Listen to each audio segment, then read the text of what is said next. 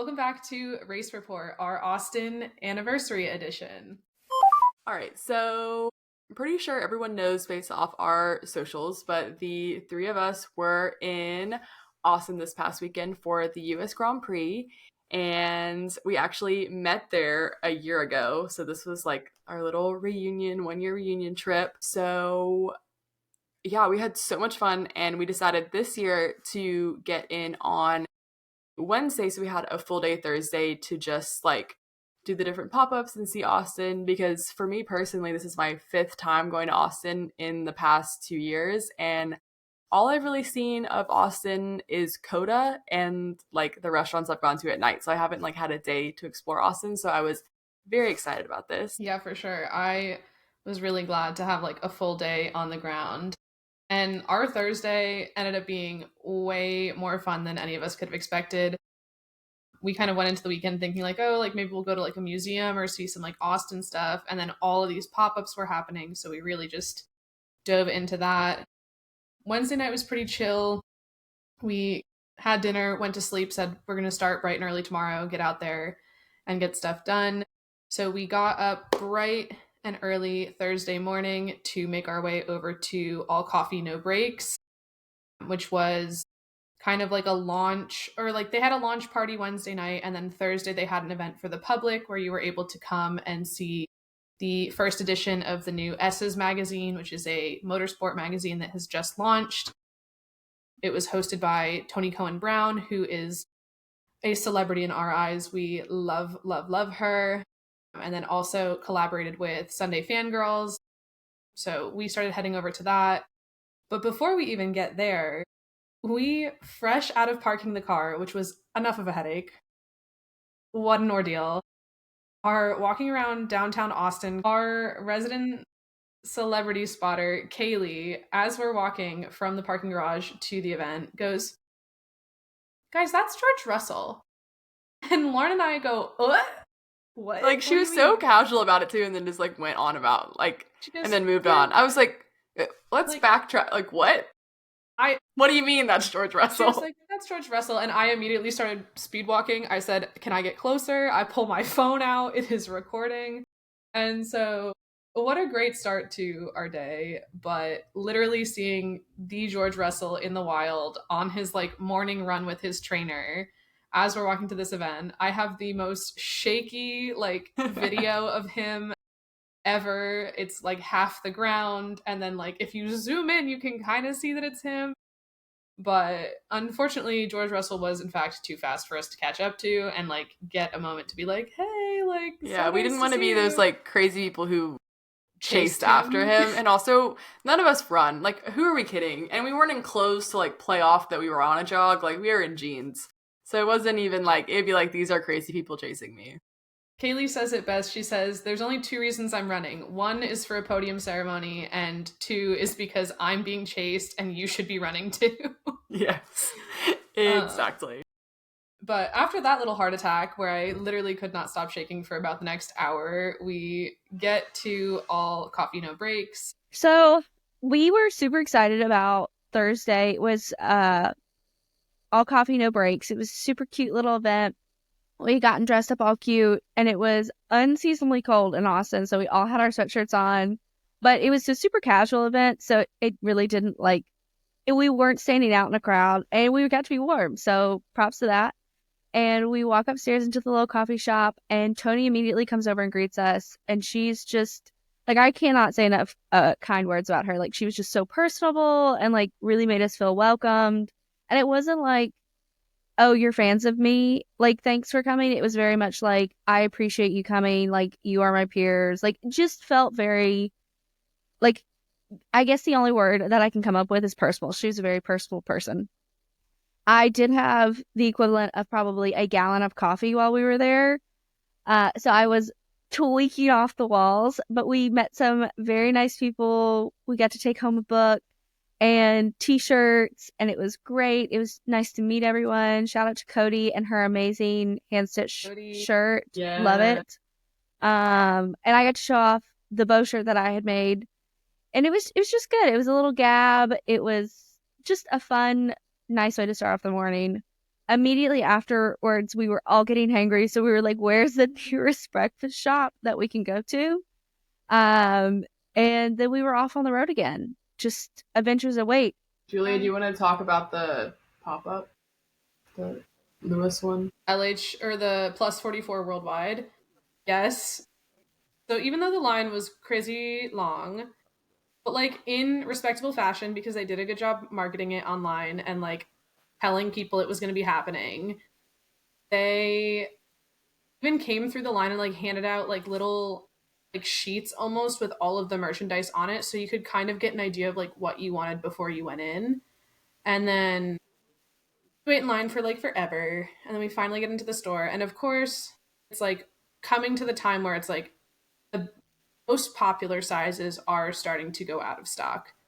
And so all three of us got the same exact hoodie. So it says like Still We Rise. It's got the plus 44, and then it says like Lewis Hamilton with a Texas outline on the back. And since then, I've basically been living in this hoodie. It's my new rot hoodie. I can't stop wearing it because I need the emotional attachment from this weekend to like stay. I'm getting really sad now that it's over. So we finished the pop-up. We went to Target. Then we drove all the way to the track, got our wristbands, thought about doing the pit lane walk. Opted against that. Drove, well, because it was an hour and a half later, so we drove all Yeah, the and the to traffic was Airbnb, going to be, so we weren't going to make it back in time after we had eaten. which I think works out because I was seeing people online saying that they paid $40 for like passes to do that. Yeah. So it wasn't free. Yeah, because then we got our Whataburger and then we took a nap, which was definitely the best option for us to do. Fabulous. We said if we wake up, like, that we would go to the Williams pop-up before it closed, and then we didn't do that. Well, we slept so late. Right through it. Yeah, we slept through that, but then we got up and we got ready and we went out to downtown Austin to 6th Street, and we went to the Pete's Dueling Piano Bar, which honestly, it was so fun. We're on like the upstairs little like balcony, so we could just like be right there and people watch. Because I wouldn't want to be down like packed in the crowd, but I liked being up there and like being able to see everything. And honestly, like normally those like places in New York where they like sing at you, I'm not a fan of. This place was incredible. The guys were so talented, just like switching from like instruments and like just like knowing the songs, like every freaking song that was requested, they just like knew. And if they didn't know the lyrics, the guy just like had it up on his phone, but he was like playing the piano and like singing the lyrics. I was like, this is so impressive. So I thoroughly enjoyed that. And it was a lot of like 70s and 80s songs at first, which is my jam. So I was having the time of my life. Haley is the resident yacht rock dad. Yeah. And that brings us to day one of the like official F1 weekend, which is Friday. Friday was made up of free practice and then sprint quali. Mm-hmm. And we got there pretty late that day, like, because we knew, I think it didn't start until, what, like 12:30? We rolled up at like 10:40. And then I think we got in and had enough time to, like, basically set up, sit down, watch free practice. Free practice, like, again, not super exciting with the sprint format. Ferraris were looking really good. Carlos was cooking. Mm-hmm. And I think this was the, like, start of my, like, manifestation station. Is I was like, Carlos is eating right now. Like, he's about to have a weekend ahead of him. And then I don't call it FP1 when it's a sprint because there's only one of them. Free practice. Yeah.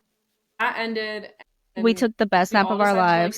To, like, sit on our picnic blankets. And like very soon after that, I woke up first and I looked to like my left and my right at like Kaylee and Lauren, and I was like, damn. And I like checked my phone. I said, damn. Because we did not mean to like take a nap either. We were like, oh, okay. So we had like 2 picnic blankets, and then like the Masters used to work with the Porsche Cup or whatever started, and so we like put our earplugs in and we're like, let me just rest my head on this picnic blanket. And like over an hour later, I guess we all pass out because like Julia wakes me up and I like am awoken and like I just see grass and I'm like, what is happening? I was so out of it. I was like, I don't know what just happened. And thankfully when I woke up, I was like, I can't even imagine if I woke up and the Masters Sister Works were on track, because I'm like, I would have thought that I was transported back in time. I would have woken up and been like, this is 2000, the year 2000. Like, what's happening? I slept so hard that I had drool on my arm. That is how good of a nap I took on the ground. It was like perfect napping weather. You slept an extra like 30 minutes compared to the two of us. Like, you were still People asleep probably for thought a we were like minute. madly hungover. In fact, we're just not. sleepy gals.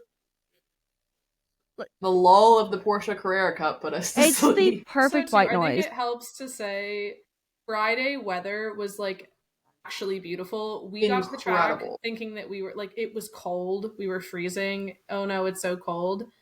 And then like great cloud coverage all day. I think the high was like 85, but it barely felt like it.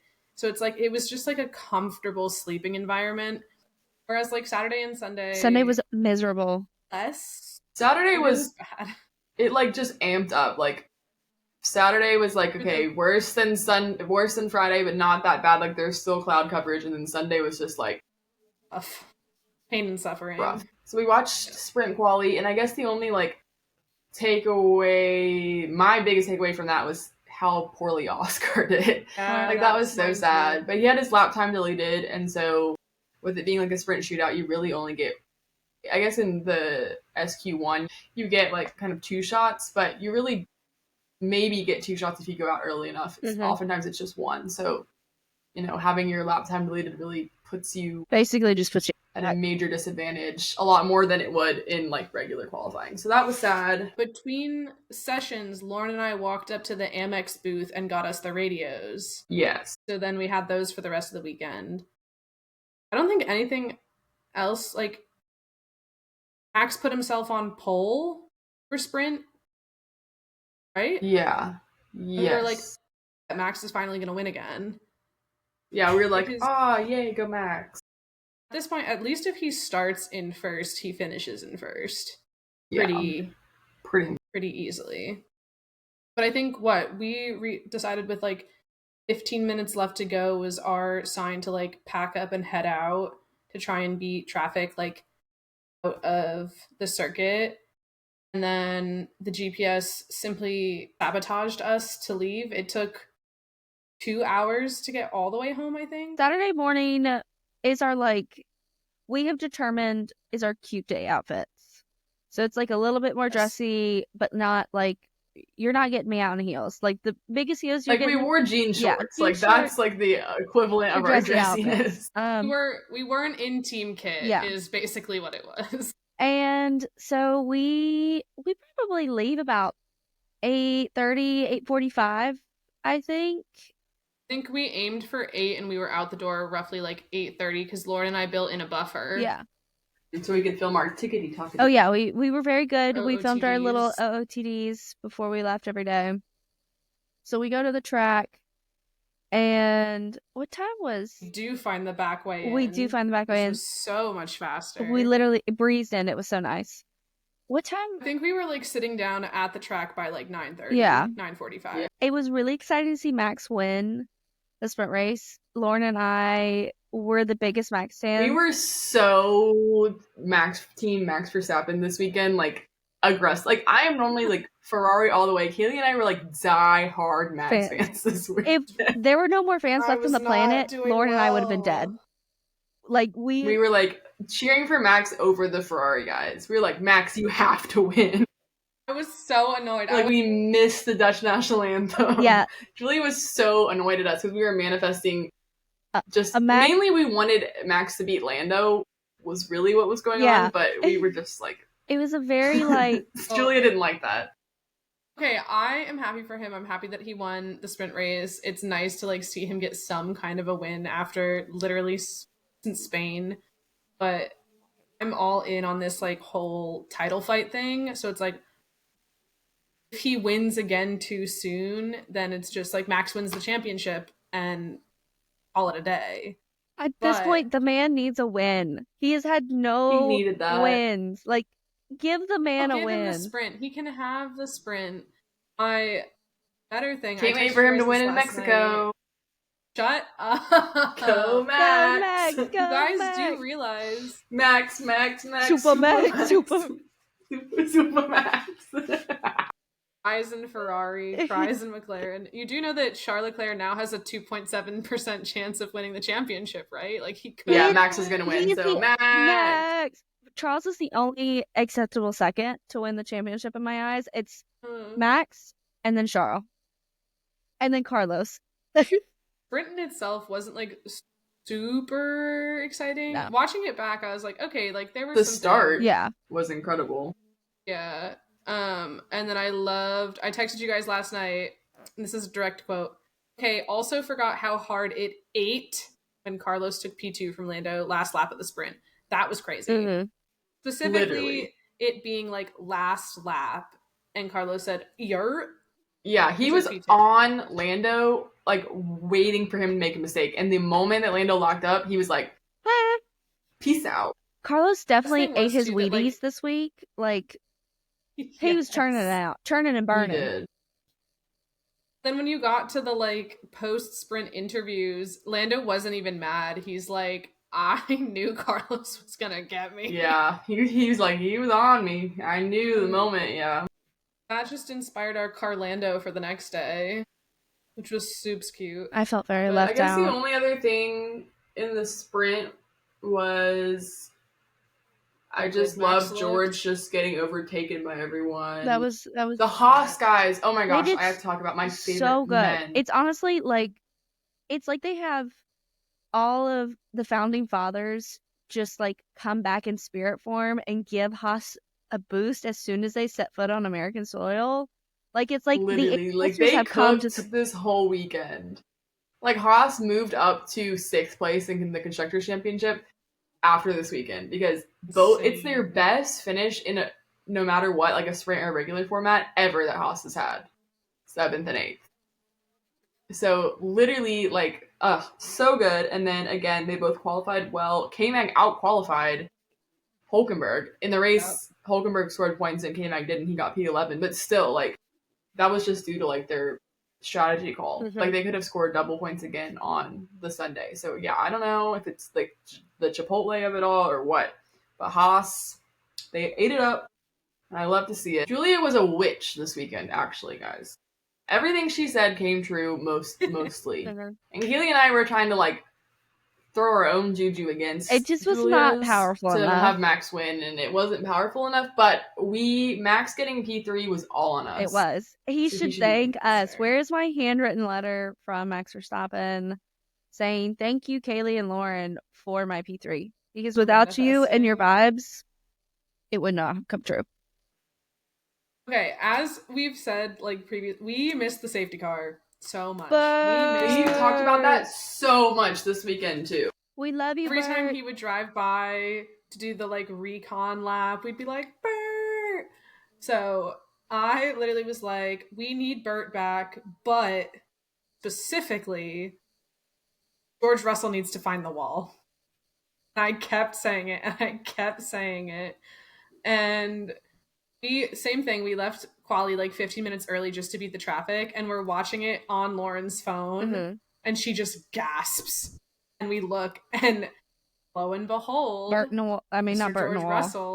Russell in the wall. Bert in the wall. George Russell has found the wall in qualifying, which I just was like, told you guys.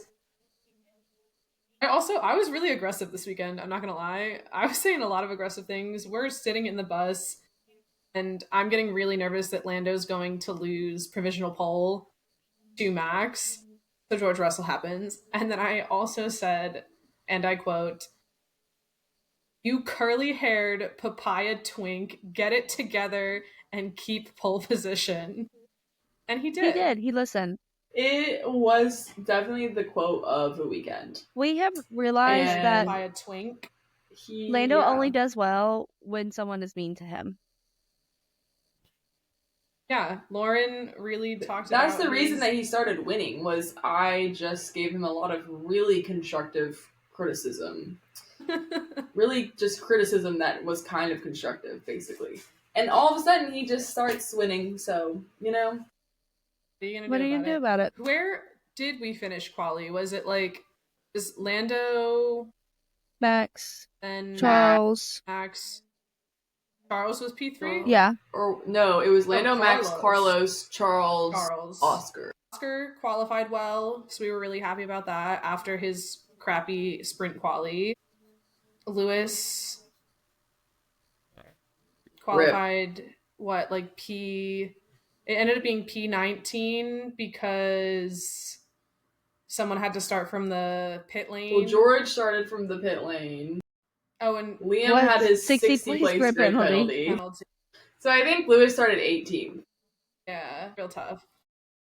And then that was Saturday, so we took our back roads, we got home nice and quick. Like, actually so fast. Literally incredible. No standstill traffic. Speed, shower, get ready, hair, makeup, we're going to dinner. We went back to the same restaurant as last year. This like Italian restaurant with beautiful outdoor seating. Lauren's dinner looked way better than mine, and I should have just gotten the same thing I bought last year, but I wanted to switch it up and get something different. And it just didn't hit. It just wasn't the same.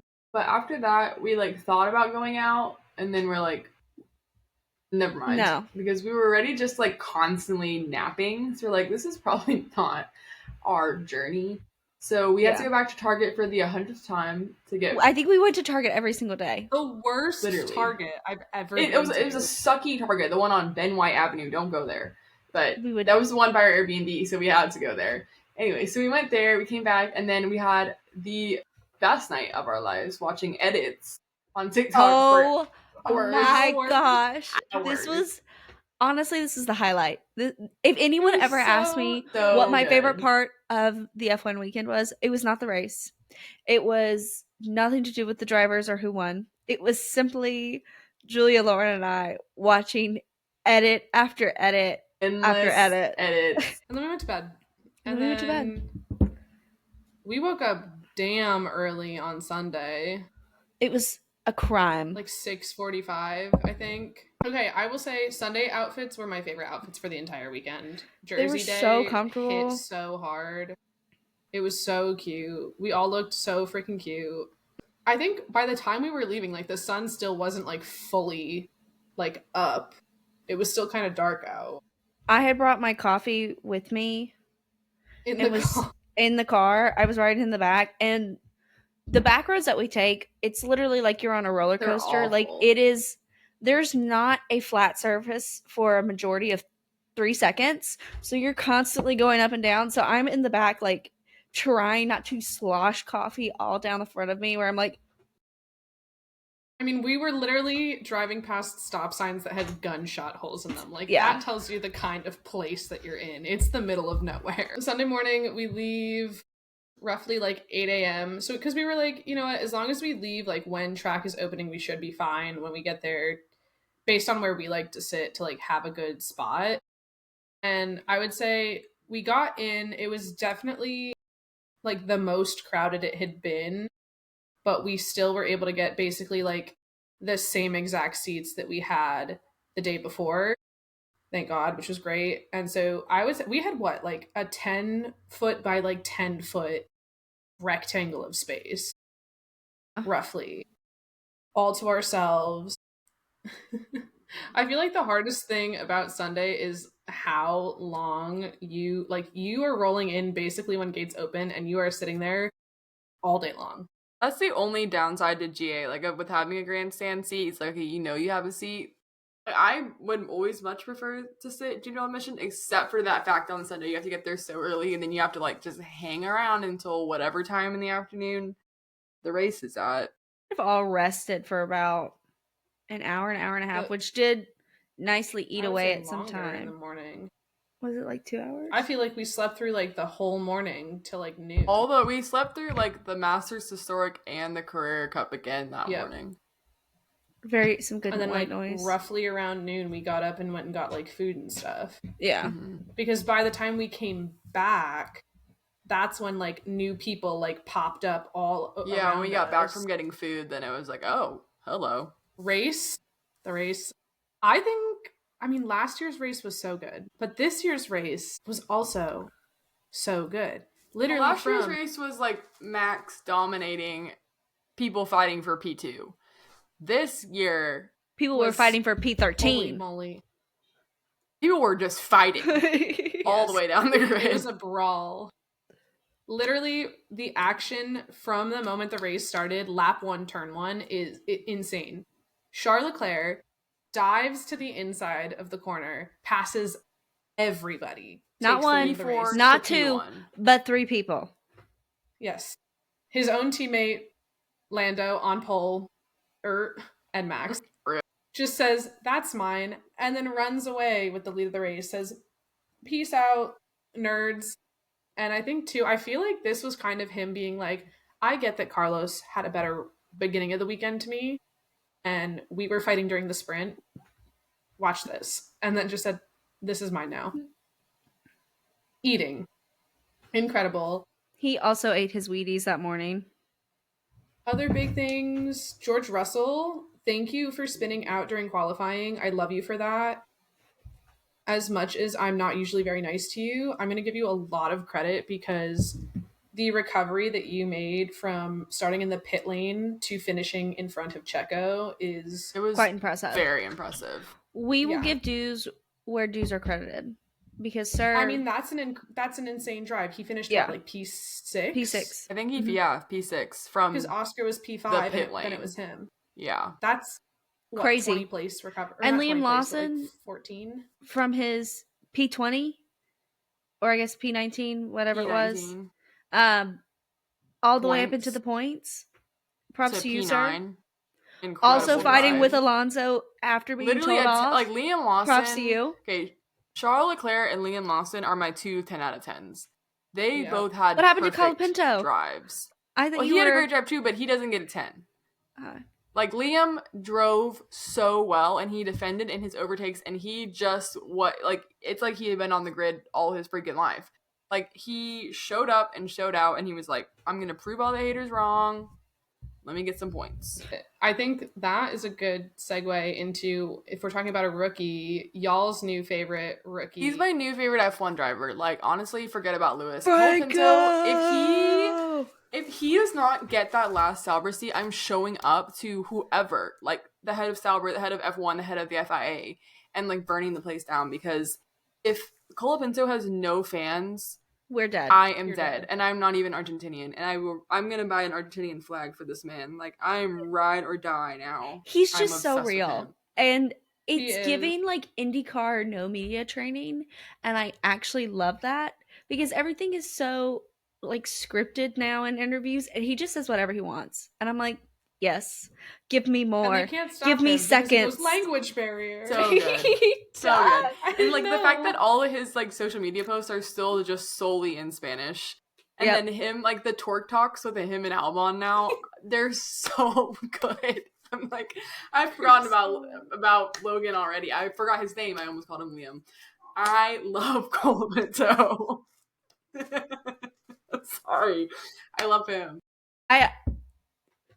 Logie Bear, we love you. I'm gonna wear my Logan Sargent non-existent merch next week. I almost bought some. The fact too that they still had Logan Sargent merch for sale. And it wasn't even on sale. Like, if you're gonna sell Logan Sargent merch, like, give it to me for 50% off. Like, why am I still paying the full F1 prices? His photo was still on the side of the merch booths.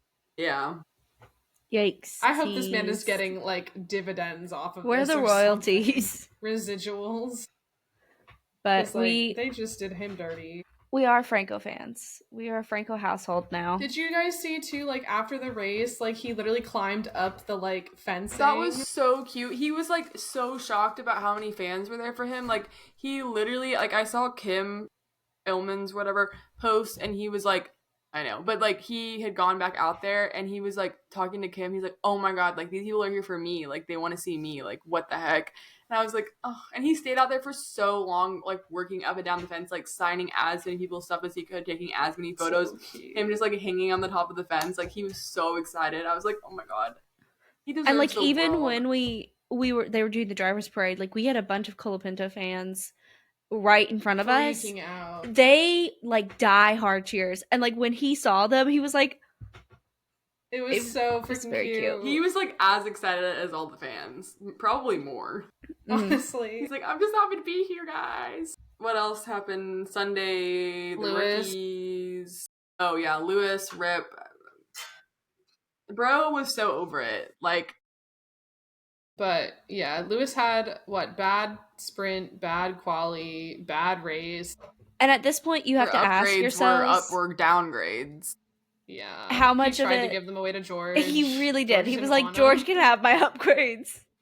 And look at how well George did without all of them. So... Yeah, the upgrades were hurting them, and so they should have taken those off poor Lewis's car. But he was like, "Oh, done for the day." Peace He out. spun out and he doosted. Wait, because of that, we got Burt Mylander. Burt. Yes, we did get Burt. Yeah, we so got Burt that because was of George. No, we didn't actually though, because they just ended qualifying. Yeah, they just ended qualifying. So Lewis gave us what we wanted all weekend. Like, Burt. sad for Lewis, but we got Burt. We got Burt, and that made up for it.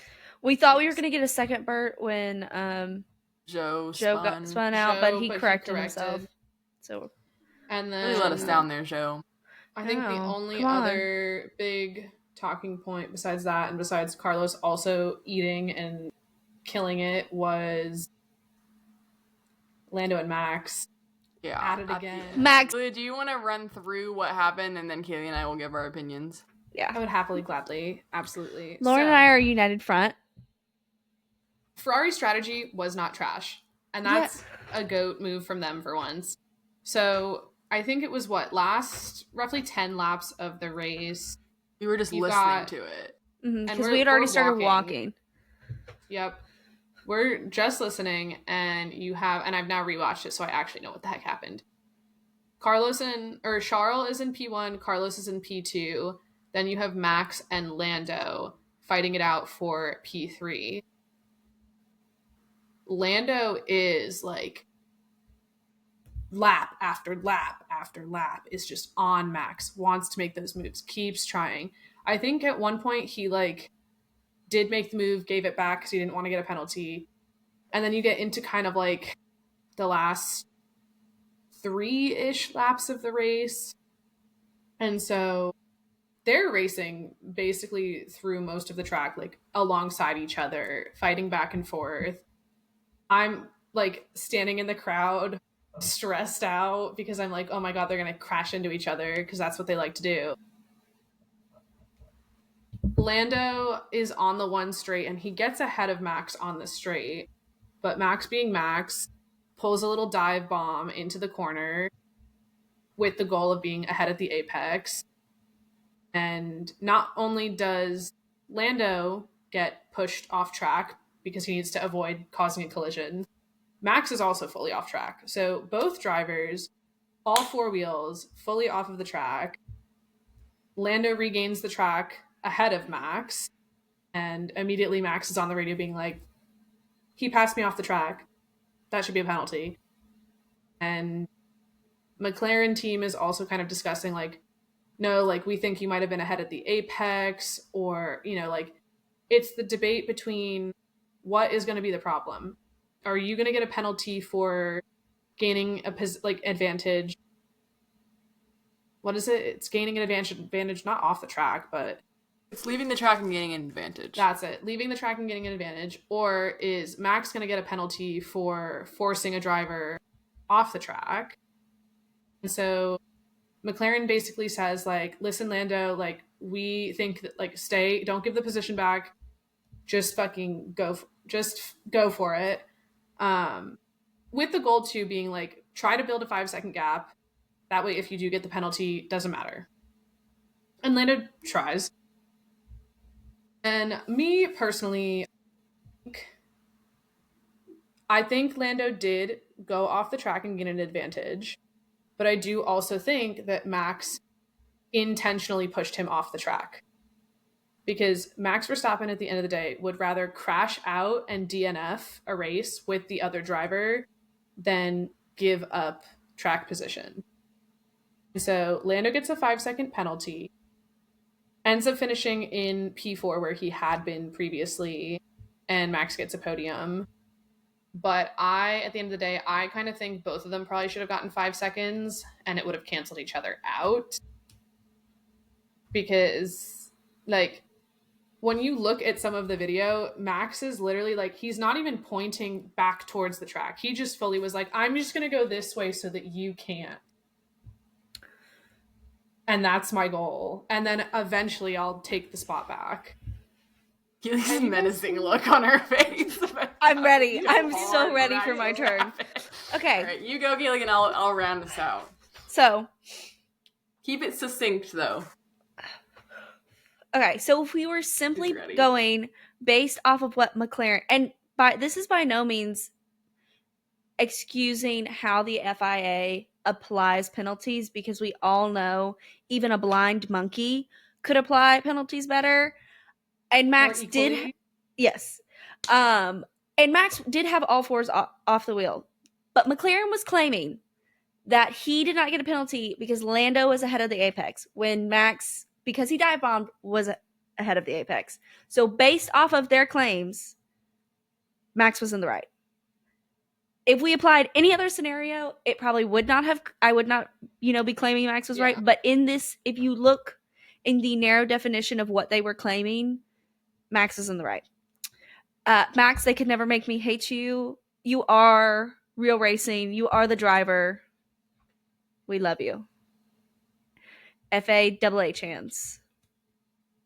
So, yes, I have watched it back, and same with what Keely is saying. Like, based on what McLaren is claiming, Lando deserved that penalty. And I think a lot of people, this is like just aimed at the general Twitter public right now, are looking at this as one singular incident. It's two separate events. It is leaving the track and getting an advantage, and it's pushing someone wide. Like, people are lumping it all in, and they're like, Max should have gotten a penalty. But it's like, Lando got the penalty because, yes, Max dive bombed, but that's not illegal. Like, Max knows every in and out of that FIA rulebook, and he uses it to his advantage. And the amount of times they've changed a rule because of Max, him. Like, it has happened time and time again. So will this probably be changed at some point because of Max keeps dive bombing to keep the apex? Probably, but he does this all the time, and so he does what Max does and dive bombs, and he is ahead of the apex. And so because of that, when Lando then passes him, he has to either get that place back or get a penalty. And so people who are saying Lando shouldn't have got a penalty, Lando should have gotten a penalty. That's right. Yeah. You have to take into account what McLaren was fighting against in that moment. Yes. If they had said he pushed a driver off the track, yes, Max deserved a penalty. But because they were claiming Lando was ahead of Max, he can't be held. Max cannot be held to what they were claiming. But you can't lump the stuff together. You have to look at what the calls or what the team is bringing to the stewards, not just the race scenario. McLaren never should have said anything about the apex. Mm-hmm. They should have just said, we had to avoid collision. And both cars went off track. Yeah. And both cars went off track. And then they probably wouldn't have gotten the, leaving the track. Well, or both of them would have gotten a leaving the track and getting an advantage and a, almost causing a collision. Which would have canceled each other out. And it would have canceled out. Yeah. And then it would have been in front. I think this again shows the reason that Max is a world champion, because he uses every little thing to his advantage that he possibly can, to the point that then they change the rules because of him. And so Max is so hard to drive, to fight wheel to wheel with, because he is so aggressive. And like Julia said, he would rather crash than get the position, hence the infamous Lewis Max crash. Well, they've had a couple, but the one where they drive over each other. Yeah. It's literally Austria because Max wouldn't let up. Austria this year with Lando, and he is just so aggressive. And I think Lando just needs to learn to be more aggressive with his overtakes against Max. I literally was saying, Lando needs to sit and watch film of Max driving, fighting wheel to wheel with people, and copy what he does. And I was listening to the Matt and Tommy thing, podcast, the driver ratings that they do, and they're like, I don't know why Lando just doesn't copy everything that Max does, because he does it. And they're talking about the start. They're like, Charles had such a good start, And just watching like Max in the sprint start and stuff, they're like, I don't know why Lando just doesn't copy every move Max makes, because if he did, he would then He'd beat him. And Right. so it like He's in a better Max car. is a champion for a reason. Like, he is a blueprint of someone that you should copy. And I feel like we saw Liam Lawson driving like Max Verstappen this weekend. Like, that is someone that you'd be like, okay, he wins races, he wins championships, I'm gonna drive like this man. Like, Yeah. Two things that we can count on. It worked out for Liam. He did wonderful. Exactly. Two things we can count on. Lando messes up on pole, and Max will drive defensively when it comes to wheel to wheel. Yep. Especially on a track like that that's so well suited to it. Because this is his bread and butter. He eats this up. He said, like, this was really fun for me. Yeah. I don't even think necessarily that Lando needs to drive more aggressively or more like Max. Lando needs to take that moment in his head and understand the psychological that's happening in Max's and use that to his advantage. Bro needs to just tune in. He's not locked in. Lock in. He needs Max to is lock going in. He's gonna make an impulsive move. You can figure out how to benefit from that. You need to out big brain Max.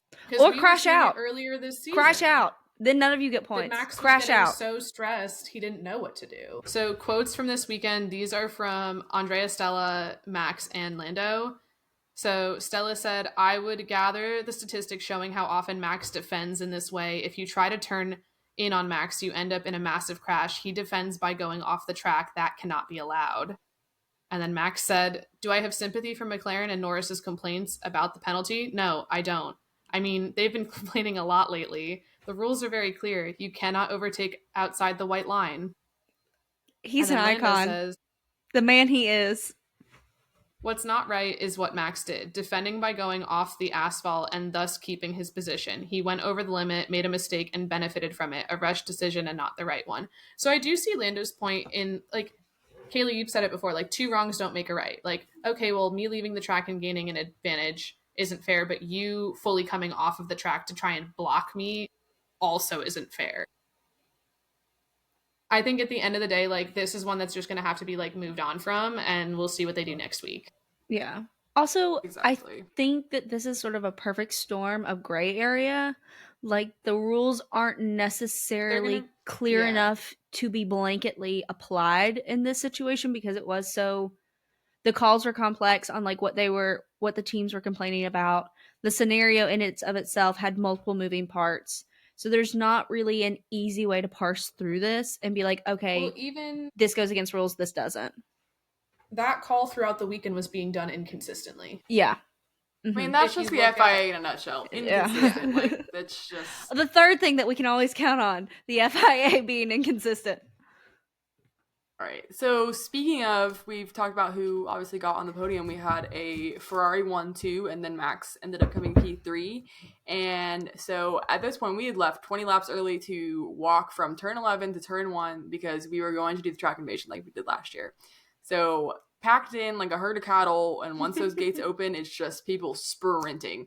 So we falling over. I thought my arm was going to be broken. I was latched onto the back of Lauren's backpack, and my arm was like twisting in positions I didn't know it could twist in. And I was like, I don't want to die in the crowd. Side where it kind of opened up, and then we just like sprinted. So you got a really good spot to watch the podium, and it was just incredible to hear the Italian national anthem IRL, to see like a Ferrari 1-2 in person was literally incredible. It was the first Ferrari 1-2 at the USGP since 2006 Michael Schumacher era in Indianapolis. Yes. So incredible. Historic. 18 years since that's incredible. Happened. Like, and literally also, goosebumps. I was thinking about this. This could be Charles and Carlos's last 1-2 as teammates. C-squared. And that it was so sad. Like, I'm so glad I got to see them together on the podium, both at Ferrari. We were also happy that Max talk was on the podium. About the trophies, though. The copyright infringement? The ugly trophy. I remember standing in the crowd and being like, is that a tire? I know, we were all slightly confused. And then Pato tweeting after the fact, I promise I didn't steal the trophies. Yeah. Because there was... I don't get how they didn't, like, do more fact-checking on those bears, because the minute that I saw them, I said, this looks like 17 different things I've already seen before. Yeah. Like it looked stolen. Like, come on, And that's guys. on you. I feel bad for the drivers though for getting garbage trophies that are ugly. Well, they would have gotten garbage trophies either way. Yeah. So Yeah. I'm happy. I would have been happier with my tire. I would too. I'd be like, well, like at least I have something to show for Carlos it. basically kicked it across the stage. Oh He's my like, gosh. get that out of here. When he dropped garbage. Oh, that was funny. So I guess what else do We got to see our Marshall friends. Yes. Oh yes, we saw, and she took a photo of us through the fence on the other side of the fencing, and all the people around us were like, "Who is this person that they know on the other side?" Because we She were was, like standing on the screaming for stairs. her. I know, and then she came over and she was standing on like halfway up the stairs to the start stand, like talking to us, and everyone around us was like, "What is happening? Like, who is this person? Like, how do they know people on the other side of the fence?" And people were like asking her questions like, oh, do you have so-and-so's number? And she's like, yeah, but I can't give it out to you.